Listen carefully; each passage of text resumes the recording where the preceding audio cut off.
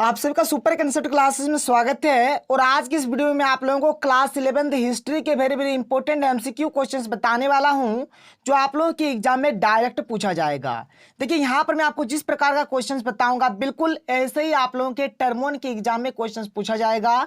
तो आप लोग वीडियो पर कंप्लीट बने रहें। अगर आप लोग हमारे चैनल पर पहली बार आए हैं तो चैनल को सब्सक्राइब करने के साथ साथ बेल के आइकन को प्रेस कर लीजिए, क्योंकि जो कंप्लीट तैयारी होने वाला है आप लोगों को इसी चैनल में कराया जाएगा। तो चलिए शुरू करते हैं और एक एक करके हर एक क्वेश्चंस को देख लेते हैं। हर एक क्वेश्चंस बहुत ही ज्यादा इंपॉर्टेंट है और बिल्कुल ऐसे ही क्वेश्चंस पूछा जाएगा। तो आप लोग देख सकते हैं यहां पर क्या इतिहास का हमारे पास कुल मिलाकर 40 प्रश्न है। तो हमारे पास जो सबसे पहला प्रश्न क्या है कि मेसोपोटामिया शब्द की उत्पत्ति हुई, मतलब किस भाषा से मेसोपोटामिया शब्द का उत्पत्ति हुआ है। तो इसका करेक्ट आंसर हो जाएगा ऑप्शन नंबर 1 यानी कि यूनानी भाषा से। ठीक है, यूनानी भाषा से मेसोपोटामिया शब्द की उत्पत्ति हुई है। तो क्वेश्चन नंबर 1 का राइट आंसर हो जाएगा ऑप्शन नंबर 1। आगे बढ़ते हैं, क्वेश्चन नंबर 2 देख लेते हैं क्या है। देखिए हमारे पास जो क्वेश्चन नंबर 2 है क्या है कि मेसोपोटामिया किन दो नदियों के बीच स्थित है। तो जो हमारा मेसोपोटामिया है ये दो नदियों के बीच स्थित है, जिसका नाम है दजला और फरात नदी। ठीक है, ऑप्शन नंबर 3 बिल्कुल करेक्ट आंसर हो जाएगा। क्वेश्चन नंबर 2 का यहां पर राइट आंसर हो जाएगा ऑप्शन नंबर 3। आगे चलते हैं, क्वेश्चन नंबर 3 देख लेते हैं क्या है कि जो क्वेश्चन नंबर 3 है कि दजला और फरात नदी गिरती है, कहां गिरती है दजला और फरात नदी। तो ये आपका गिरती है फारस की खाड़ी में। कहां? फारस की खाड़ी। तो क्वेश्चन नंबर 3 का यहां पर राइट आंसर हो जाएगा ऑप्शन नंबर 3 यानी कि फारस की खाड़ी में। आगे बढ़ते हैं, अगला क्वेश्चन देख लेते हैं। क्वेश्चन नंबर 4 यहां पर क्या दिया हुआ देख लीजिए। तो क्वेश्चन नंबर 4 हमें यहां पर जो दिया गया है कि जीवशूद्र किसे कहा गया। तो यहां पर इसका करेक्ट आंसर हो जाएगा ऑप्शन नंबर 2 यानी कि जल प्लावन से संबंधित कहानी के प्रमुख पात्र को। ऑप्शन नंबर 2 बिल्कुल राइट आंसर हो जाएगा। आगे चलिए, क्वेश्चन नंबर 5 क्या है देख लीजिए। क्वेश्चन नंबर 5 हमें जो दिया गया है कि जिगुरात का संबंध निम्नांकित में से किससे था। तो जो जिगुरात का जो संबंध है, देखिए एक्चुअल में अभी हम लोग मेसोपोटामिया की सभ्यता का ये क्वेश्चन है और आप लोगों का जो चैप्टर है एक मेसोपोटामिया का सभ्यता वाला ही चैप्टर है, इसलिए जो मैक्सिमम जो आंसर होगा मेसोपोटामिया की सभ्यता ही मैक्सिमम आंसर होने वाला है। तो 5 का भी यहाँ पर सही उत्तर हो जाएगा ऑप्शन नंबर 1 यानी कि मेसोपोटामिया की सभ्यता से। ठीक है, जिगुरात का जो संबंध है किससे है, तो मेसोपोटामिया की सभ्यता से इसका संबंध है। तो 5 का यहाँ पर सही उत्तर हो जाएगा ऑप्शन नंबर 1 बिल्कुल करेक्ट आंसर हो जाएगा। आप लोग देख सकते हैं 5 का क्या हो गया, ऑप्शन नंबर 1 हो गया। क्वेश्चन नंबर 6 यहाँ पर क्या दिया गया देख लीजिए। क्वेश्चन नंबर 6 यहाँ पर दिया गया है कि मेसोपोटामिया की पहली पट्टिका पर कौन कौन से चिन्ह बने हैं। तो मेसोपोटामिया का जो पहली पट्टिका था उसमें कौन कौन सा चिन्ह बना हुआ था आपको बताना है। तो उसमें बैलों, मछलियों और रोटियों के चित्र यानी कि चिन्ह बने हुए थे। तो यहाँ पर क्वेश्चन नंबर 6 का जो राइट आंसर हो जाएगा ऑप्शन नंबर 1 हो जाएगा, बैलों, मछलियों और रोटियों के। देखिए यहाँ पर तो मैं आपको हर एक चीज पढ़ा रहा हूँ। अब आप लोग आगे किस सब्जेक्ट का चाहते हैं आप लोग बता दीजिएगा, उसी सब्जेक्ट का मैं आप लोगों के लिए क्वेश्चन मतलब पेपर लेकर आऊंगा। और देखिए चैप्टर वाइज भी मैं आप लोगों को बता दूंगा ताकि आप लोगों का तैयारी अच्छे तरीके से हो। देखिए यहाँ पर क्या होता है, क्लास 11th में भी आप लोगों को पास करना जरूरी है। अगर आप लोग क्लास 11th में पास करेंगे तभी आप लोग क्लास 12th में जाएंगे, नहीं तो आप लोग क्लास 11th में ही रह जाएंगे। इसलिए आप लोग अच्छे तरीके से पढ़ाई करिए और एकदम अच्छा खासा यहाँ पर नंबर लाइए। आगे बढ़ते हैं, क्वेश्चन नंबर 7 देख लेते हैं कि क्वेश्चन नंबर 7 क्या दिया गया देख लीजिए। क्वेश्चन नंबर 7 है कि निम्नांकित में से किस नगर में वाकरा शीर्ष मिला है। तो उरुक नगर में, उरुक नगर में वाकरा शीर्ष मिला था। और देखिए वाकरा शीर्ष जो था ना ये संगमरमर से बनाया गया था। तो यहाँ पर 7 का जो करेक्ट आंसर हो जाएगा ऑप्शन नंबर 3 यानी कि उरुक यहाँ पर बिल्कुल करेक्ट आंसर हो जाएगा। क्वेश्चन नंबर 8 देख लेते हैं क्या है। क्वेश्चन नंबर 8 हमें यहाँ पर दिया गया है क्या है कि बेबीलोन के दक्षिणी क्षेत्र को क्या कहा जाता था। तो इसको बोला जाता है बेबीलोनिया। क्या बोला जाता है, बेबीलोनिया। तो क्वेश्चन नंबर 8 का जो राइट आंसर हो जाएगा ऑप्शन नंबर 3 बिल्कुल राइट आंसर हो जाएगा। क्वेश्चन नंबर 9 यहाँ पर क्या दिया देख सकते हैं कि उर कौन सा देवता था। तो उर यहाँ पर चंद्र देवता को उर देवता बोला जाता है। तो यहाँ पर क्वेश्चन नंबर 9 का जो राइट आंसर हो जाएगा ऑप्शन नंबर 1 बिल्कुल राइट आंसर हो जाएगा। आगे चलिए क्वेश्चन नंबर 10 देख लेते हैं क्या है। तो क्वेश्चन नंबर 10 दिया गया कि मेसोपोटामिया की प्रमुख उपज कौन सी थी, यानी सबसे अधिक मात्रा में कौन सा फसल वहां पर उपजाया जाता था। तो इसका करेक्ट आंसर हो जाएगा ऑप्शन नंबर 1 हो जाएगा, गेहूं इसका बिल्कुल राइट आंसर हो जाएगा। 10 का क्या हो जाएगा यहाँ पर ऑप्शन नंबर 1 सही हो जाएगा, गेहूं इसका राइट आंसर हो जाएगा। देख लीजिए आप लोग यहाँ पर साफ साफ दिया गया है। आगे बढ़ते हैं, क्वेश्चन नंबर 11 देख लेते हैं। क्वेश्चन नंबर 11 यहाँ पर क्या दिया गया है कि पीली नदी किसे कहते हैं। तो ह्वांग हो को क्या बोला जाता है, पीली नदी बोला जाता है। यहाँ पर ऑप्शन नंबर 1 बिल्कुल करेक्ट आंसर हो जाएगा। देखिए इसको कुछ इस प्रकार से भी लिखा जाता है, यहाँ पर ये 3 तरीके से लिखा जा सकता है, आप लोग देख लीजिए। जैसे भी लिखा जाए मतलब हुआंग हो वाला ही आपका करेक्ट आंसर हो जाएगा। ठीक है, नोट कर लीजिए इसको। क्वेश्चन नंबर 12 क्या है, देख सकते हैं क्वेश्चन नंबर 12 हमें दिया गया है, जो वाकड़ा शीर्ष था ना, किस चीज का बनाया गया था? तो ये आपका बनाया गया था संगमरमर से। ठीक है, यानी कि संगमरमर को तराश कर बनाया गया था। तो 12 का करेक्ट आंसर हो जाएगा ऑप्शन नंबर 2 हो जाएगा, संगमरमर को तराश कर, इसका बिल्कुल राइट आंसर हो जाएगा। क्वेश्चन नंबर 13 देख लेते हैं। क्वेश्चन नंबर 13 यहाँ पर क्या दिया गया देख लीजिए। क्वेश्चन नंबर 13 दिया गया कि रोम साम्राज्य का प्रसिद्ध चिकित्सक कौन था? तो जो गैलन था ना, गैलन, वो क्या था? रोम साम्राज्य का प्रसिद्ध चिकित्सक था। तो 13 का राइट आंसर हो जाएगा ऑप्शन नंबर 2, यानी कि गैलन इसका सही आंसर हो जाएगा। आगे बढ़ते हैं, क्वेश्चन नंबर 14 देख लेते हैं क्या है। क्वेश्चन नंबर 14 दिया गया है कि जूलियस सीजर था, कौन था? तो सेनापति था, बिल्कुल राइट है। क्लियोपेट्रा का लवर यानी कि प्रेमी था, बिल्कुल सही बात है। एक इतिहासकार, बिल्कुल सही बात है। यानी तीनों ऑप्शन सही है, इसलिए इसका जो करेक्ट आंसर हो जाएगा ऑप्शन नंबर 4 हो जाएगा, इनमें से सभी। ठीक है, इनमें सभी इसका राइट आंसर हो जाएगा। 14 का ऑप्शन नंबर 4 बिल्कुल राइट आंसर हो जाएगा। क्वेश्चन नंबर 15 देख लेते हैं क्या है कि वह कौन सा प्राचीन साम्राज्य था जो तीनों महादेश या फिर महाद्वीप में फैला हुआ है? देख लीजिए, यहां पर वही लिखा गया है कि वह कौन सा प्राचीन साम्राज्य था जो तीन, ठीक है, यहाँ पर क्या है, जो 3 महादेशों यानी कि महाद्वीपों में फैला हुआ था। तो इसका करेक्ट आंसर क्या हो जाएगा? यहाँ पर हो जाएगा रोमन साम्राज्य। क्या हो जाएगा? रोमन साम्राज्य। देखिए जो रोमन साम्राज्य था ये तीनों महादेशों में, ठीक है, या फिर तीनों महाद्वीपों में फैला हुआ साम्राज्य था। देखिए रोमन साम्राज्य के साथ साथ और एक साम्राज्य था जिसका नाम है ईरानी साम्राज्य। क्या नाम था? ईरानी साम्राज्य। तो ईरानी साम्राज्य भी तीनों महादेशों में या फिर तीनों महाद्वीपों में फैला हुआ था, और जो रोमन साम्राज्य ये भी हमारा तीनों महादेशों में या फिर तीनों महाद्वीपों में फैला हुआ साम्राज्य है। तो यहाँ पर देखिए ईरानी तो कहीं पर दिया नहीं है, इसलिए इसका करेक्ट आंसर हो जाएगा ऑप्शन नंबर 1 हो जाएगा, रोमन साम्राज्य इसका सही उत्तर हो जाएगा। लेकिन यहाँ पर देखिए ध्यान से, क्वेश्चन अगर इस प्रकार से पूछा जाए, बात को ध्यान से सुनिएगा, क्या है देखिए क्वेश्चन नंबर 16 कि वह कौन सा प्राचीन साम्राज्य था जो 3 महादेशों या फिर 3 महाद्वीपों में फैला हुआ था?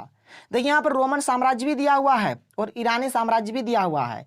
इस केस में क्या होगा, दोनों हमारा सही हो जाएगा, यानी कि ऑप्शन नंबर 1 भी सही हो जाएगा और ऑप्शन नंबर 2 भी सही हो जाएगा, यानी कि रोमन साम्राज्य भी सही होगा और ईरानी साम्राज्य भी सही हो जाएगा। ठीक है, यहाँ पर आप लोग किसी एक को नहीं बोलिएगा कि दोनों जो है यहाँ पर हमारा जो साम्राज्य है तीनों महादेशों में या फिर तीनों महाद्वीपों में फैला हुआ साम्राज्य था।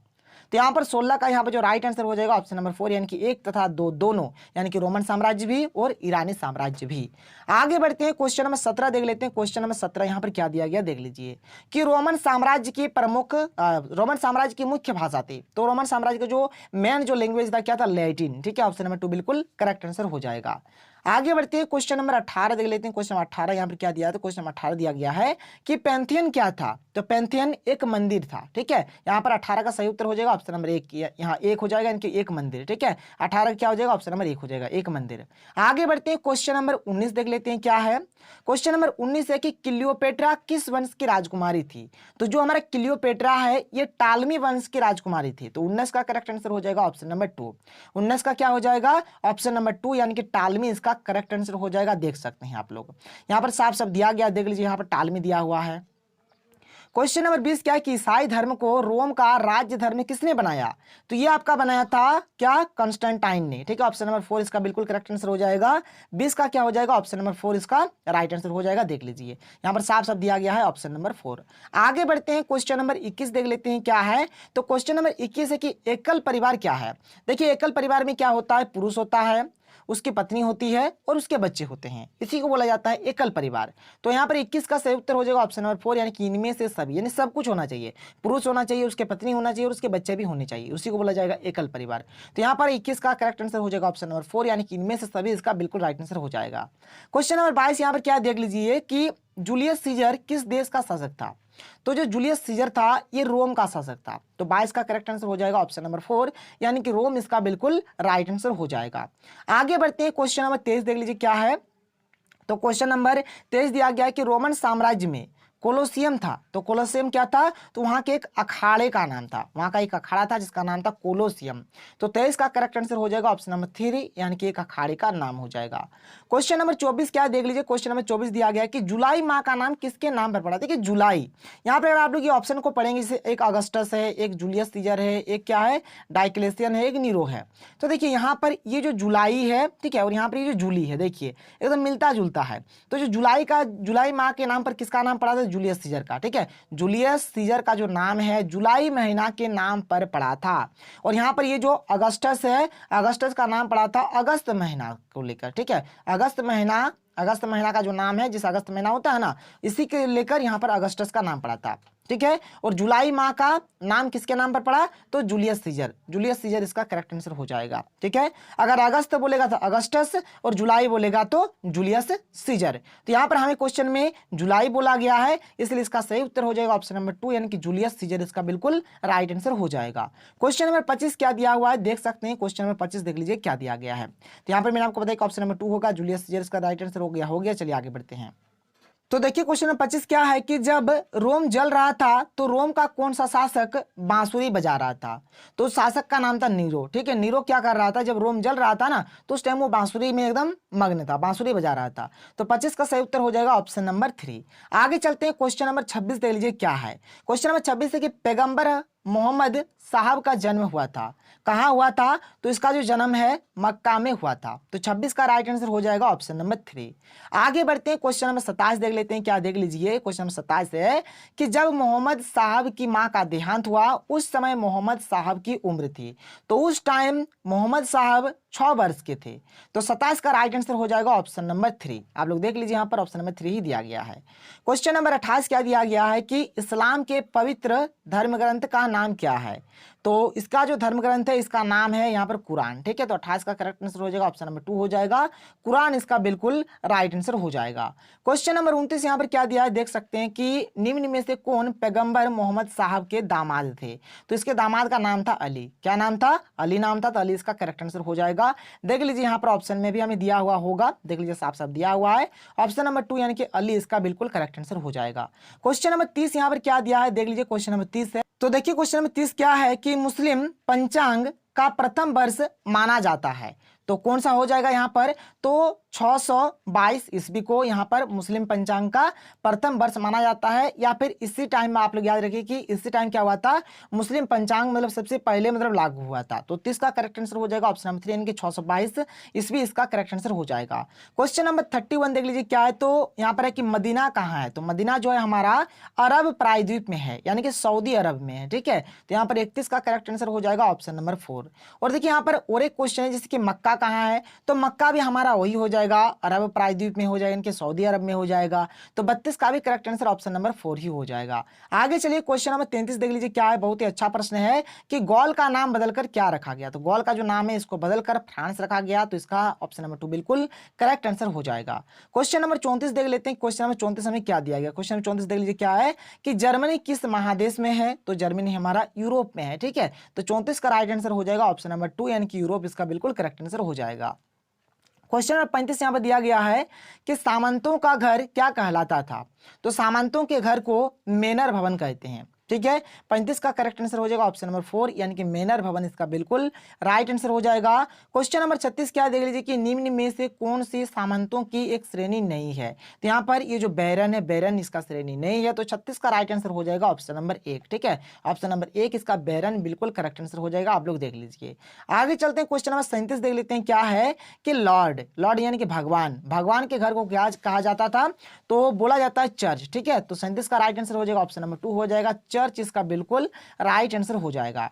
आगे चलते हैं, क्वेश्चन नंबर 38 क्या देख लीजिए। क्वेश्चन नंबर 38 हमें दिया गया है कि पादुआ विश्वविद्यालय किस देश में था? तो पादुआ विश्वविद्यालय जो है ये हमारा इटली में था। ठीक है, तो 38 का राइट आंसर हो जाएगा ऑप्शन नंबर 4। आप लोग देख लीजिए यहाँ पर साफ साफ लिखा हुआ है ऑप्शन नंबर 4, यानी कि इटली यहाँ पर दिया गया है। आप लोग देख लीजिए, तो यहाँ पर इसका ऑप्शन नंबर 4 यानी कि इटली बिल्कुल करेक्ट आंसर हो जाएगा।